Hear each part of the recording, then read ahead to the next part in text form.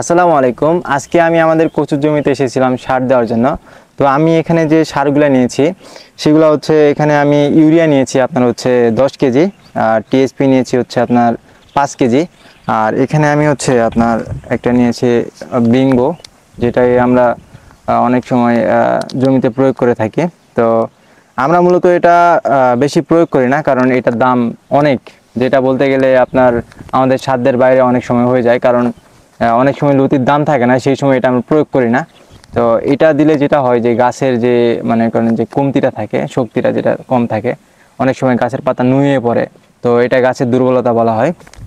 তো আমাদের হচ্ছে এই জমিটাতে আমরা কিছুদিন আগে হচ্ছে ঘাস উঠাই নিছি। তো আপনার জমিতে কচু জমিতে অনেক গাছ আছে আপনার হচ্ছে মানে দুর্বল হয়ে গেছে, যেগুলোতে মূলত লতি নাই বললেই চলে।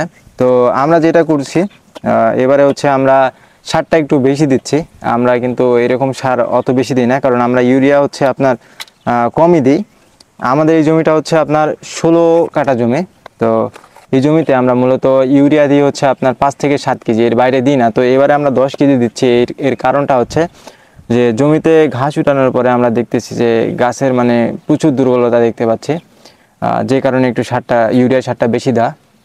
তো আপনারা যেটা করবেন, যদি আপনার 1 বিঘা জমি হয়ে থাকে, সেই ক্ষেত্রে আপনি 10 কেজি ইউরিয়া সার প্রয়োগ করতে পারেন। এই ক্ষেত্রে আপনার মানে ক্ষতির থেকে লাভটাই বেশি হবে। আর ক্ষতি বলতে তেমন একটা ক্ষতি হবে না। তো ইউরিয়া সারটা আমরা কম দিই এই কারণে, ইউরিয়া সার যদি আমরা বেশি দিই সেক্ষেত্রে গাছ কিন্তু খুব তাড়াতাড়ি বড় হয়ে যায়। পরবর্তীতে যখন গাছটা বড় হয়ে যাবে তখন লতি খুব কম পাওয়া যাবে। তো এই কারণে আমরা ইউরিয়া কম দিই, আর অন্যান্য সার যেগুলো আছে সেগুলো আমরা বেশি দিই। তো টিএসপি আমরা হচ্ছে আমাদের 16 কাঠা জমির জন্য আমরা 5 কেজি দিচ্ছি, আর এই বিঙ্গো যেটা আছে এটা হচ্ছে আমরা হাফ কেজি দিচ্ছি। আপনাদের যদি 1 বিঘা জমি হয়ে থাকে সেক্ষেত্রে আপনারা 2 প্যাকেট দিতে পারেন, মূলত 1 কেজি। তো 1 কেজির দাম হচ্ছে আসবে 700 টাকা, আর এটা আমরা হাফ কেজি নিয়েছি, সেই কারণে এটা 350 টাকা। তো আজকে মূলত আমি সার দেওয়ার জন্য এসেছি। আমি কিন্তু অনেক সময় সার দেওয়ার জন্য আসি না, এই কাজগুলি আমার বাবাই করে। আমি মূলত যেটা করি গাছে স্প্রে করে দিই। তো আমার বাবার হচ্ছে বয়স বাড়ার সাথে সাথে আপনার পায়ের সমস্যা দেখা দিছে। তো সেই কারণে চিন্তা করলাম একদিন না একদিন তো নিজেকেও করতে হবে। সেই কারণে আজকে মূলত আমি নিজে একটু ট্রাই করতেছি যে সার দিতে আসলে পারবো কি পারবো না। আসলে কোনো কাজই মানুষ পারে না এমন কোনো কাজ নাই। তো তাই চেষ্টা করলে সব কাজই সম্ভব।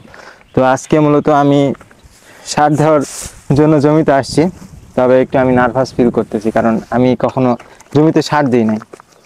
আর এখানে মূলত আমরা দুইটা নিয়েছি। এখানে বস্তার মধ্যে কিছু সার আছে, আর এখানে হচ্ছে গামলার মধ্যে কিছু সার আছে। তো আমি প্যাকেটটাকে হচ্ছে অর্ধেক করে দিব, কারণ এখানে সারের পরিমাণটা একটু যেটা আছে বিঙ্গো, সেটার পরিমাণটা একটু বেশি দিলে ভালো হতো, কিন্তু আমরা এক্সট্রা করে আরেকটা প্যাকেট কিনি নাই। তো আমরা হচ্ছে এক প্যাকেটে আমরা 16 কাঠা জমিতে দিয়ে দিব।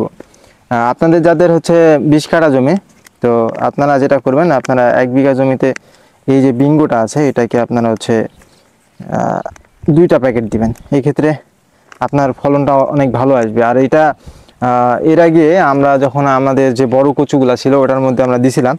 তো এটা দিলে কি হয়, লতি খুব মোটা তাজা হয়, আর লতির পরিমাণটাও খুব ভালো আসে, কালারটাও ভালো আসে। এছাড়া আমরা কিন্তু অনেক সময় অনেক সার দিয়ে থাকি। আমরা যে শুধুমাত্র এই সারগুলাই দিই এমন না, আমরা অনেক সময় যেটা করি, ইউরিয়াটা কিন্তু আমরা দিয়েই থাকি, মাস্ট বি, এটা দেওয়াই লাগে। আমরা সপ্তাহে একদিন সার দিই জমিতে। তো সেই ইউরিয়ার সাথে আমরা অনেক কিছু দিই, যেমন আপনার হচ্ছে হিউম্যান, তারপরে কখনো দিই হচ্ছে সবুজ সার, তারপরে আপনার আরও অনেক সার আছে, যেরকম পটাশটাও মাঝে মধ্যে দিই, কিন্তু পটাশ না দেওয়াই ভালো। এক্ষেত্রে গাছে কিন্তু পচা লাগে। আর গাছের যে কাণ্ডগুলো আছে আপনার, এই যে কাণ্ডগুলো, এইগুলোর মধ্যে যদি পটাশ দেওয়ার পরে পটাশ পড়ে যায়, সেক্ষেত্রে গাছের পাতাগুলো আছে যেগুলো, সেগুলো কিন্তু পচে যাওয়ার মতো হয়ে যায়। তো এই কারণে আমরা পটাশটা দিই না। তো আমরা মূলত অনেক সময় বিং দিই, তারপরে হচ্ছে কোনো সালফার, তারপরে হচ্ছে জিঙ্ক, আরও অন্যান্য অনেক সার আছে। তো আমি অন্য একদিন কোনো ভিডিওতে দেখাবো। তো আজকে আমি যেটা করতে এসেছি সেই কাজটাই করি। তো প্রথমে আমি এগুলাকে একটু ঢেলে নিলাম। এটাকে আমি অর্ধেক করে নিচ্ছি, কারণ বেশি দেওয়া যাবে না। এটাকে আমি একটু ঢালে নিই। তো মেখে নেওয়া শেষ। এবার আমি হচ্ছে জমিতে সার প্রয়োগ করবো। আমি কোনোদিন কিন্তু প্রয়োগ করি নাই, আমি জানি না আসলে পারবো কি পারবো না। তো আমার বাবা আমাকে এইভাবে শিখাই দিছে, তো চেষ্টা করি সামান্য।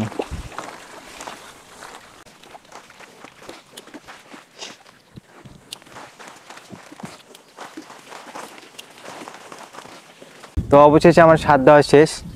তো আমি কখনো এই ধরনের কাজ করি নাই, তো এবার প্রথমবার কাজ করলাম। আর ভিডিও যেভাবে করার কথা সেভাবে হয়তো আমি করতে পারি নাই, বা যেভাবে বলার কথা সেভাবে বলতে পারি নাই।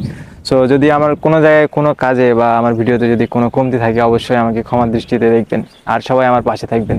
তো আজকের মতো এই পর্যন্ত। সবাই ভালো থাকবেন, সুস্থ থাকবেন। আল্লাহ হাফেজ।